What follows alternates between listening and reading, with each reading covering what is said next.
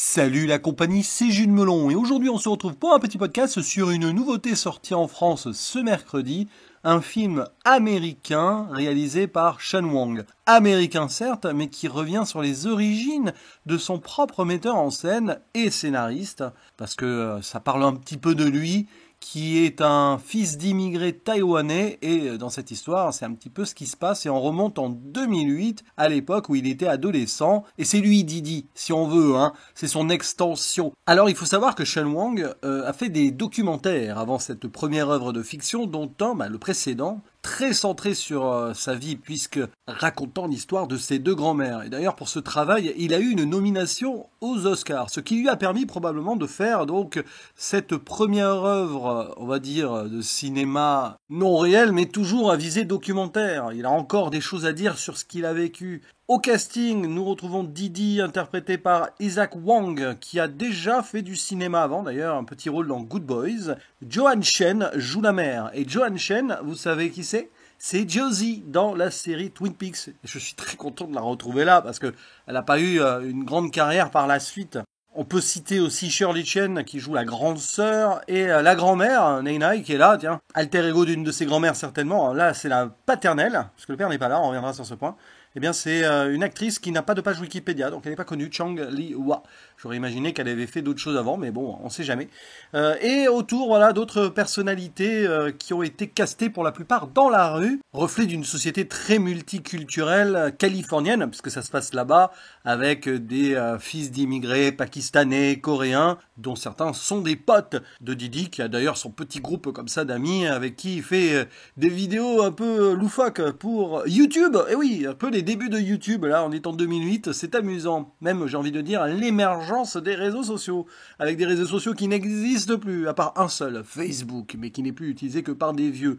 À part des gens qui, du coup, avaient leur âge d'adolescent en 2008, peut-être. Voilà. Et on va suivre tout simplement l'été de Didi, qui a 14 ans, hein, grosso modo, et qui est un peu en transition dans son adolescence vis-à-vis de sa vie de famille un peu compliquée. Le père est parti à Taïwan uniquement pour travailler. Il n'y a pas eu de divorce, rien du tout, mais il revient jamais aux États-Unis. Il doit ramener de l'argent. Et pendant ce temps, la mère et ses deux enfants doivent garder à la maison la grand-mère paternelle. Et il y a quelques tensions, quand bien même Didi adore cette dame, qui est très touchante évidemment, à chaque fois qu'elle apparaît à l'écran. Bon, Didi, il va passer quelques petits mois de vacances tranquilles avec ses potes, mais il va y avoir un changement. Il va rencontrer Maddie, qui est une potentielle petite amie, peut-être sa première sérieuse, et un autre groupe d'adolescents peut-être plus âgés, ou qui ont le début de la vingtaine, qui font du skateboard. Et Didi rêve d'être comme eux, quoi. C'est des exemples. Et quand ils vont lui proposer de devenir leur vidéaste pour qu'il puisse percer sur YouTube, hein, c'était l'époque déjà, il va se sentir vraiment honoré et va commencer à quitter un petit peu sa vie d'avant et délaisser ses potes. Mais en même temps, il y a cette peut-être petite amie et ça se passe pas forcément comme il l'imaginait. Et derrière, il va y avoir évidemment beaucoup de tensions intérieures, des disputes de famille peut-être, ça c'est certain, mais aussi des moments face à l'écran où il se pose des questions, où il s'enferme aussi dans cette mutation avec beaucoup de plans, clairement, où on le voit chatter. Alors sur AIM, oui, un truc de AOL à l'époque que j'ai vaguement connu, enfin c'est surtout des potes, parce que moi je n'utilisais pas trop ça, j'étais sur l'ancêtre d'Orange en fait, moi, j'étais sur Wanadu, vous vous rendez compte? Bon, en 2008 c'était déjà Orange, hein, mais vous voyez l'idée. Nous on avait MSN, voilà, nous c'est MSN, les Américains c'est plus AOL, enfin ça commençait à devenir MSN aussi pour eux à l'époque, donc il y a ça, bon, Facebook, ok, d'accord, et MySpace, voilà, oh MySpace. Bon, YouTube est toujours là, et bien sûr, alors là pour le coup, YouTube est devenu très dominant aujourd'hui. Et ce podcast, il va finir sur YouTube. C'est un petit peu ironique. Et oui, face à ces moments où il est seul avec lui-même, et il doit faire face à ses doutes, et faire front aussi en chattant et en disant ce qu'il peut. Voilà, et Des fois, il n'y arrive pas à dire, des fois, il bloque, et des fois, il efface aussi, y compris des vidéos d'avant ou des vidéos qu'il vient de faire. C'est un éternel insatisfait, c'est un adolescent, Didi. Nous avons donc ici un film à la Sundance, puisque d'ailleurs, il y a été présenté à l'édition de 2024. Et c'est une sorte de feel-good, mais pas trop feel-good, hein, c'est pas non plus Little Miss Sunshine, mais c'est clairement un film à voir en plein été, ça tombe bien, il sort sur cette période chez nous. Et qu'est-ce que j'en ai pensé? Alors, c'est vraiment bien. Disons que c'est fluide et fatalement du déjà-vu. C'est pas vraiment un mal, c'est juste que c'est une histoire assez universelle qui capte une époque, finalement, dont on parle pas énormément au cinéma. Là, ça commence à venir. Vous savez, ces dernières années, on a eu un peu du revival 80s, un peu 90s. Là, on est dans les années 2000. Dans la fin de celle-ci, avec cette nouvelle apparition de moyens de communication qui, forcément, sont un peu plus froids, mais qui permettent de faire un bilan ou de faire semblant. Et justement, on voit un Didi un peu bloqué là-dedans, dans une adolescence pas évidente. Et ce qui est intéressant ici, c'est aussi un reflet de la culture asiatique américaine qu'on a aussi déjà vu dans un autre genre, hein, il y a quelques années, Everything Everywhere All at Once. Alors là, c'était une famille chinoise, ici c'est taïwanaise d'origine, où il y avait aussi ces trois générations avec l'adolescent, donc adolescente, Stéphanie Chou, qui fait une apparition vocale d'ailleurs dans le film, je crois, à un moment, bref, qui parlait que anglais, qui était vraiment 100% américaine, qui voulait s'intégrer. Ici, Didi, c'est pareil. La mère qui est entre deux, mais qui est encore avec sa langue maternelle, notamment à l'intérieur du foyer, mais qui mélange un petit peu avec l'anglais, et ça c'est assez traditionnel de toutes les familles d'immigrés aux États-Unis, hein. Le phénomène du Spanglish n'est pas né par hasard, donc c'est assez touchant de les voir communiquer, chacun presque dans leur langue par moment, même si le fils va plus lui parler, alors je crois que c'est du mandarin, hein, je veux pas dire de bêtises, mais bon, à sa maman, et tout ça. Et vous avez la grand-mère qui, elle, évidemment, ne parle que sa langue, et qui essaye des fois d'y mettre des mots anglais, et elle a ce côté assez touchant ici, parce que elle se sait en fin de vie, mais elle garde aussi sa pêche et son autorité. C'est-à-dire qu'elle veut représenter l'autorité de son fils qui n'est plus là, et alors le fardeau que se prend la mère sur ses épaules est terrible. C'est le personnage le plus touchant, la maman, dans le sens où elle essaye de faire le mieux possible pour ses enfants. Il y a la grande sœur qui va partir à l'université, on la voit cocher des cases sur le calendrier, on sent que c'est vraiment terrible pour elle.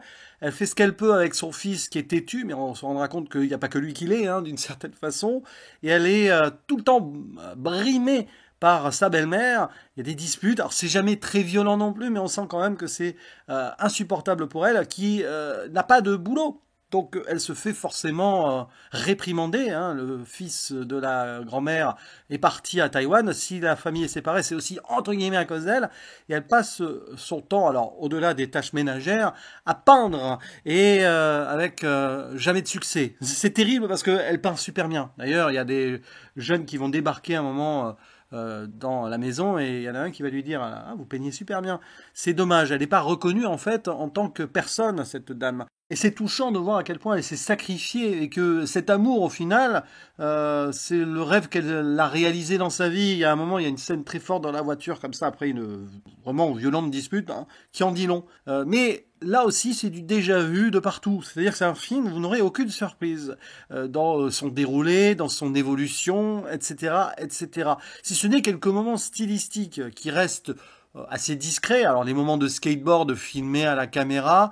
On va penser aussi à 90s, ce film de Jonah Hill, sorti il y a quelques années, très très très bon. Alors c'est moins sombre et moins dramatique ici, je trouve. C'est moins misérabiliste aussi. Enfin, misérabiliste. Ici, on est quand même pas trop dans les moments durs de pauvreté et tout, alors que dans 90s, on allait un peu plus du côté sombre quand même.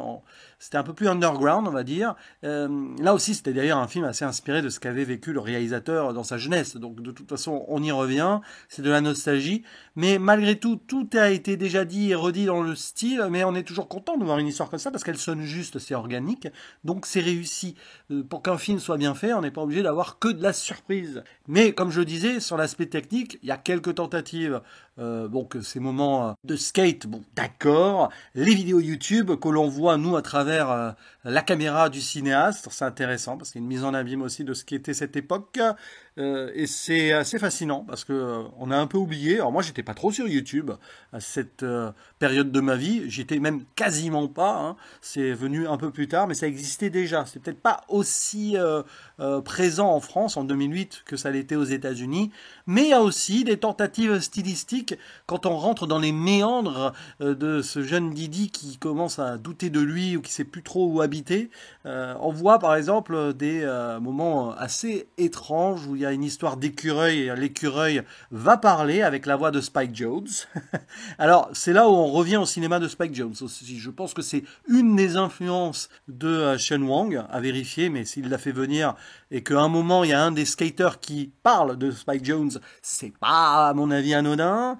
Il y a aussi un poisson mort là dans le plat qui va s'exprimer Didi complètement dans son monde quoi, dans son univers. Et il y a aussi une discussion au moment entre deux mères de famille et leurs enfants et tout, alors que Didi va être placé pour des cours particuliers pour s'occuper pendant l'été. Et la mère, c'est difficile parce que elle sait que Didi a moins d'activité que l'autre enfant, très propre sur lui, voilà. Et à un moment, elle dit non mais il fait des vidéos, voilà, c'est mon petit Angli, voilà, c'est mon petit Angli, c'est mignon. Angli, un grand réalisateur taïwanais qui est peut-être aussi l'un des exemples de Shen Wang. Alors c'est amusant parce qu'il convoque ici son cinéma et de voir que finalement Didi va se mettre à l'art visuel, on se dit que c'est purement autobiographique tout cela, mais clairement à 100% presque, peut-être pas à 100%, mais on va dire à 80%, et c'est très touchant parce que tu ressens ça dans le film, tu ressens ce qu'a vécu quelque part Didi, la relation aussi qu'il a avec lui-même et ses origines, ça c'est très important parce que il n'y a pas de racisme violent, il y a rien de ça dans le film. On est en Californie, c'est assez open-minded, comme on dit, mais quand même. C'est-à-dire que chacun, avec ses origines, a des ressentiments, soit en les mettant en avant, soit en se dénigrant un petit peu. Et à un moment, Didi va dire un truc, lors d'une soirée, avec les plus vieux, là, il va dire qu'il est à moitié asiatique, ce qui est faux. Ça veut dire que voilà, dans ses origines, dans son identité, il n'a pas trop envie d'être ce qu'il est. Et c'est violent parce que, en fait, il subit ici une sorte de racisme indirect qui reproduit sur lui-même. Et ça, voilà, c'est assez fin. Il y a 2-3 scènes comme ça, hein, il n'y a pas que là, où on voit des personnages qui parlent des origines en mode ouais mais bon, ça en dit long quand même.